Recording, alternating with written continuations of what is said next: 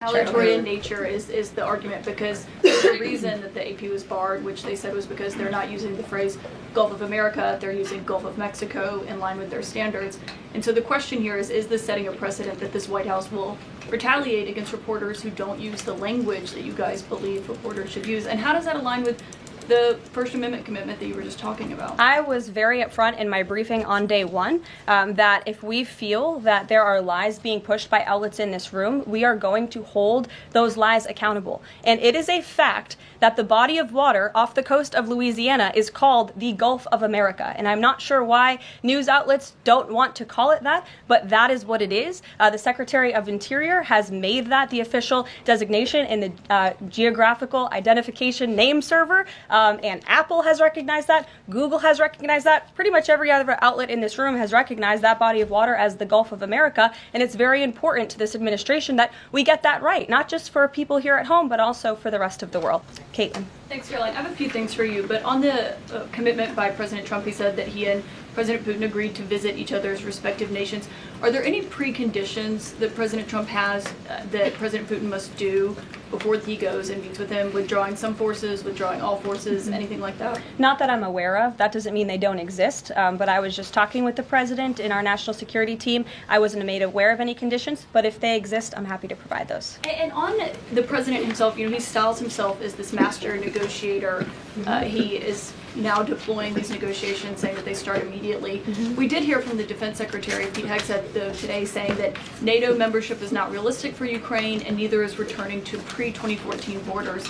Aren't they giving away bargaining chips before these negotiations have even started? Again, I haven't talked to the president about Ukraine's NATO membership, and he appointed several individuals to negotiate on his behalf. He's directly involved in these negotiations as well, and I'm sure if you ask him that question in the near future, when you're able to, he'll give you an answer. I just don't want to get ahead of him on it. And final thing for you, which White House official made the decision to bar the AP reporter from the Oval Office and the diplomatic reception room last night? Well, first of all, let me just set the record straight. It is a privilege to cover this White House. It's a privilege to be the White House press secretary. And nobody has the right to go into the Oval Office and ask the President of the United States questions. That's an invitation that is given.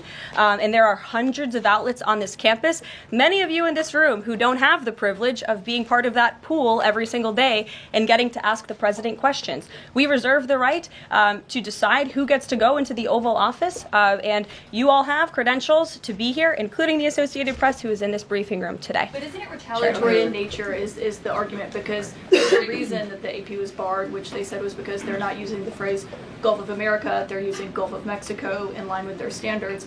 And so the question here is this setting a precedent that this White House will retaliate against reporters who don't use the language that you guys believe reporters should use? And how does that align with the First Amendment commitment that you were just talking about? I was very upfront in my briefing on day one that if we feel that there are lies being pushed by outlets in this room, we are going to hold those lies accountable. And it is a fact that the body of water off the coast of Louisiana is called the Gulf of America. And I'm not sure why news outlets don't want to call it that, but that is what it is. The Secretary of Interior has made that the official designation in the Geographical Identification Name Server. And Apple has recognized that. Google has recognized that. Pretty much every other outlet in this room has recognized that body of water as the Gulf of America. And it's very important to this administration that we get that right, not just for people here at home, but also for the rest of the world. Sure. Thank you, Caroline. The prisoner exchange with Russia coming at the same time as the president is now announcing negotiations to end the war in Ukraine. The timing of that is hard to ignore. Was Ukraine discussed as part of this prisoner swap?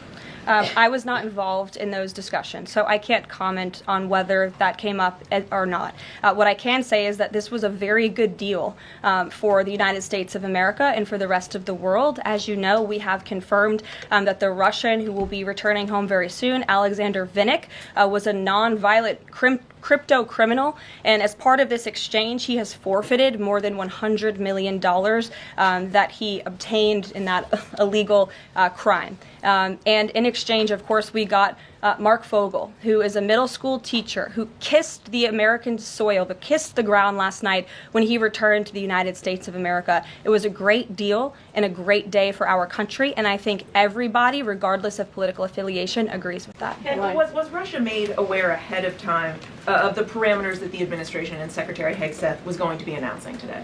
The NATO perimeters? Yes. I'm not sure. You'd have to ask Secretary Hegseth in the Defense Department on that, since he announced them. Jackie. Thank you, Caroline. Just to be clear, so when we're listening for a shift in position on U.S. policy, should we only listen to the president and maybe not the Secretary of Defense? Because what he outlined today would represent a shift in U.S. policy. I'm not saying that. I'm just saying I speak for the President of the United States behind this podium, and I will let him discuss that. Can you tell us any more about the next hostage releases? I understand another American's coming out today. Sure. I'm glad you asked. It speaks to President Trump's deal-making ability, and we can confirm the safe release of one American and two individuals from Belarus, one of whom worked for Radio Liberty. Out of respect for the privacy of these individuals, their request, we have no further details to announce on their identities, but we can confirm that one American was released today, and it's a remarkable victory on the heels of Mark Fogel returning to America last night. Anything on who the U.S. might be releasing in exchange? I don't have details on that at this moment. I don't have details on that at this moment. I do know that these three individuals have been released and are on their way home to their respective countries. Ouija. Caroline, thank you so much. Can you explain how President Trump envisions the war in Russia and Ukraine coming to an end? Does he expect Ukraine to hand over all the territory in question? Again, these negotiations are ongoing. I will allow the president to divulge any red lines that he may set, but I think as deals in the past have come to fruition, the president has proven one of the things that makes him a very effective negotiator is not revealing what he's anticipating from both sides, but he is at the forefront of these negotiations in addition to the very qualified individuals who he's tasked with speaking to both President Putin and President Zelensky. And speaking of deals, a meeting with the President of the United States offers any foreign leader credibility. Was it part of the prisoner swap with Fogel that President Trump agreed to meet with Putin? Again, I was already asked this question. I said I was not made aware of that, but we can certainly get you an answer on that. I'll check in with the NSC. Sure, Monica. Thanks, Caroline. It's clear that this administration is dedicated to both truth and transparency. We know that with DOJ, but we also know that because this administration recently announced it's going to declassify the assassinations of Martin Luther King Jr., JFK, and RFK. I'm wondering, is it likely that we're going to see more information regarding the assassination attempts on the president's life while he was on the campaign trail?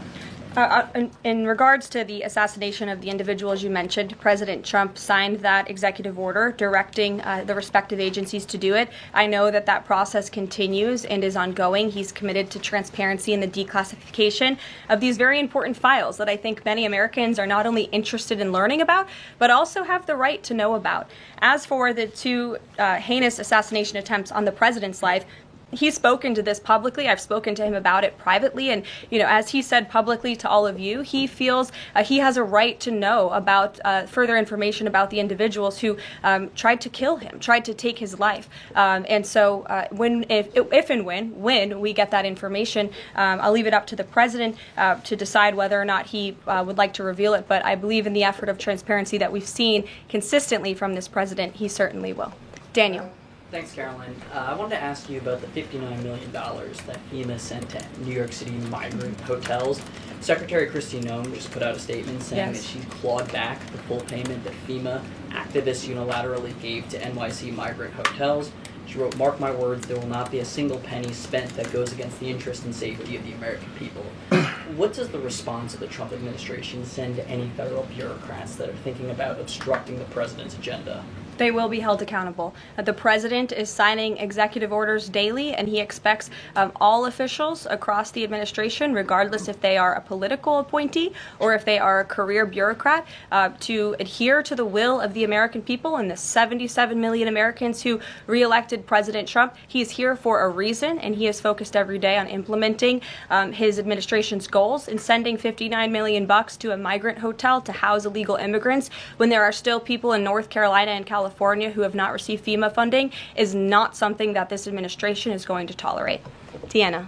Thank you so much, Caroline. One on New York and one on Russia, please. On New York City Comptroller Brad Lander is accusing Doge of clawing back $80 million that was intended for New York City FEMA funding.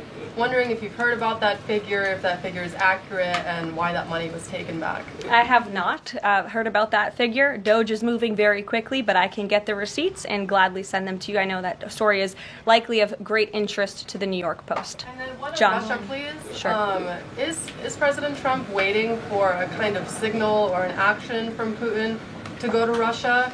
And would he be willing to go to Ukraine in the future? I don't have any decisions to make on the president's potential visit to Russia or any in-person meeting at this time. John. Caroline, two questions, one on foreign policy, one on domestic policy. Following up on the president's call that he had with President Putin, does the president view Russia, does he view President Putin as an ally, as a partner, as a competitor, or as an adversary? I believe this nation views Putin and Russia as a great competitor in the region, at times an adversary, but as the president has said as well, he enjoys having good diplomatic relationships with leaders around the world, finding that common ground, also calling them out when they are wrong, and leading from a position of peace through strength. That's the president's greatest strength, and we've seen that again, time and time again.